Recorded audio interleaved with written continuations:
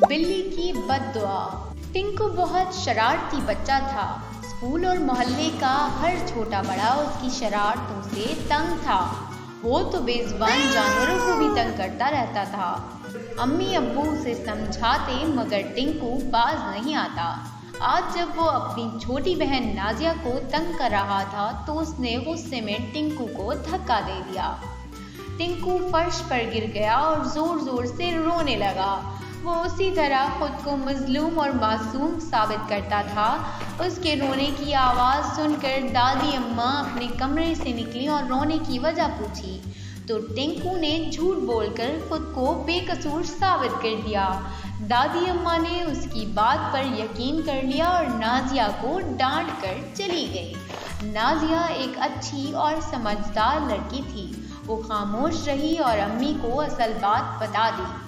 शाम को जब टिंकू घर से बाहर गली में गया तो अचानक उसकी नजर एक बिल्ली पर पड़ी जो अपने 2 बच्चों के साथ वहां से गुजर रही थी। उसे देखते ही टिंकू की आंखें शरारत से चमकने लगी। उसने जल्दी जल्दी जमीन से पत्थर उठा लिया और ताक ताक कर बिल्ली को मारने लगा। 2-4 पत्थर बिल्ली को लगे और एक पत्थर बिल्ली के छोटे बच्चे को भी लगा तो वो तीनों खौफजदा होकर भाग गईं। अम्मी ने उसे कई बार समझाया था कि बेजुबान जानवरों को तंग ना किया करो।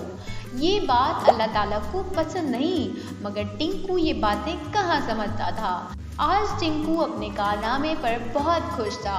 वह घर लौटा और चाय पीकर थोड़ी देर बाद दोबारा बाहर निकल गया। अभी उसने गली में कदम रखा ही था कि एक तेज रफ्तार साइकिल से टकराकर जमीन पर गिर पड़ा।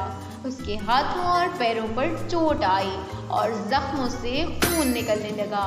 टिंकू दर्द की शिद्दत से रो रहा था। साइकिल सवार की कोई गलती न थी बल्कि टिंकू ही कसूरवार था। वहां मौजूद लड़कों ने उसे उठाया और उसके घर ले गए।